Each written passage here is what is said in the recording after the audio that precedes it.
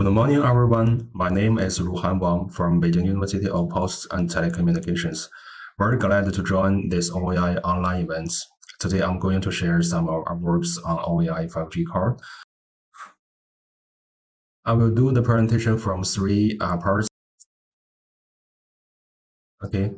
Our lab is Beijing Lab of Advanced Information and Networks. Professor Wenxiang Ming is the director of our lab. Actually, we have a long history cooperation between BUPT and OAI since 2014. Last year, we also held an offline workshop, but mainly oriented to China area participants due to the COVID-19. The activities can be classified into threefold: the core development, run development, and some use cases. The core network is a major part in OAI we get involved in. The second part of the presentation is the functions and performances of a current OAI 5G core. Apart from the minimum set of 5G core network elements like AMF, SMF, and UPF, we also develop AUSF, UDM, UDR network functions. These days, we are preparing a tutorial on how to run all these components. Besides, we are also working on network data analysis functions, which is called NWDEF. NWDEF is designed to provide intelligent management capabilities to 5G core networks and user services. I will talk about NWDEF later. So even though the network is not very mature, but its minimum set of functions are okay now, like procedures of UE registration, barrier management, handover, and some service registration discovery logics. And also, we can do some performance testing on current here is a demo. The OAI 5G core network can work with commercial 5G equipment. In this demo, we are using an Microsoft software, GNB, but we also test the 5G core with some other commercial 5G base stations like Huawei, Bicels, Sedgeron. And for UE in this demo, we are using Xiaomi K30i and also tested the OAI 5G core with Huawei 5G router, Qualcomm 5G modules. For the core and the control plane, we are only using the OAI SMF, MF, and for data plan, either SPDVU and UPF can work with the system. The picture here, so is the overall environment. The GNB and the 5G core are all run inside a small PC. You can see the deployment architecture from here. The control plane and the user plane are deployed inside the virtual machines. Here we can run the demo. We start the 5G core by using a script here. So you can see we already start the 5G core. You can see the interactions between different network functions. And then we start the GNB. You can see the NG setup and the response. The GNB is already connected to the 5G core. And then we turn off the airplane mode on the phone. Okay, so you can see the phone is already registered to the 5G networks, and you can also see the packets captured by Wireshark.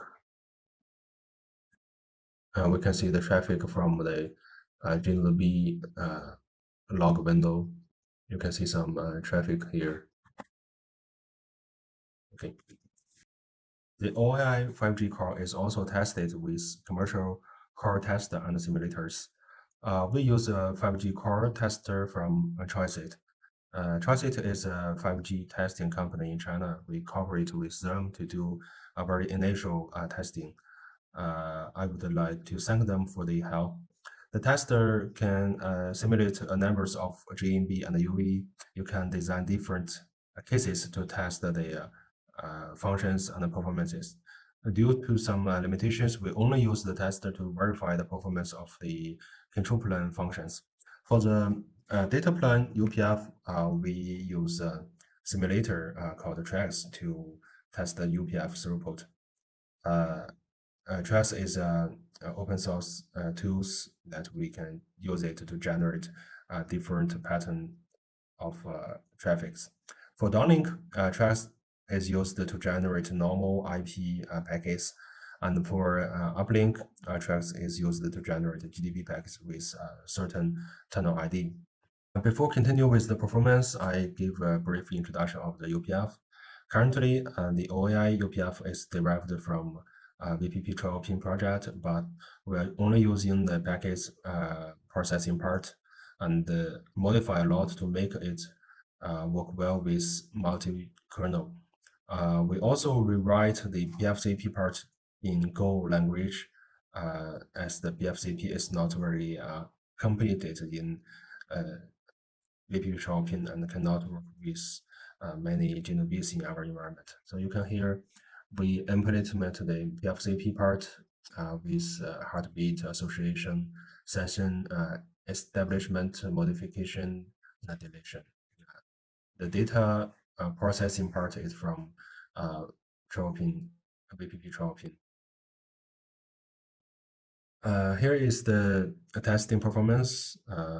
With trusted testers, the registered users can be up to 10,000, and each user with one barrier established. To my opinion, the core can host more users, but it is too long time to do the testing, as the core is not sufficient to deal with faster registrations. I think we need to fix it later. For the UPF throughput, the uplink throughput is about 7.8 Gbps, and the downlink is about 8 Gbps. So you can see the uplink and the downlink is quite similar. And the testing is on a server with Intel Xeon 8 cores, 8-core CPU, 32 GB memory, and 10 Gbps network card. But there are still some bugs. When adding more registered users, the core may crash. So we still need to fix this kind of bugs. Anyway, the performance can be your reference. The third part of this partition is stateless and intelligent design. The objectives of this work is to make the OAI 5G core cloud native to support horizontal scaling in cloud environment. Secondly, is to provide data and analysis capabilities exposure to support intelligent orchestration. I list the two possible use cases here. The first one is automatic failure recovery. The car may discover failed NFs and recover from failures without causing interruptions to connections. And the second is might be horizontal scaling. The network can marry the NF instance workload and dynamically adjust the numbers and the locations and the resources of NF instance to provide resource efficiency management. To realize the stateless, there are two problems that need to be resolved. The first is that the contents are coupled with NF logics in current OAI 5G core and cannot be shared among each other.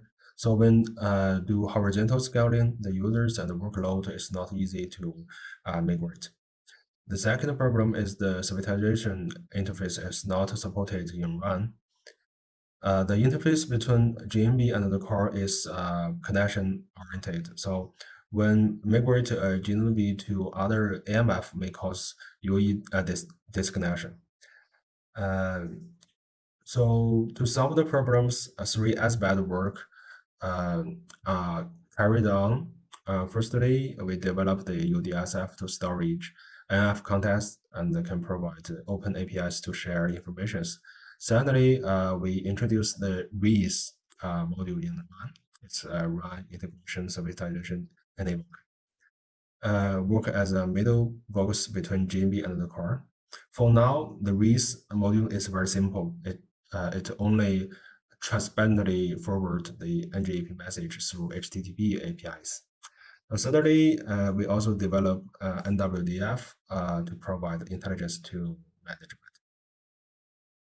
Here is the architecture of UDSF.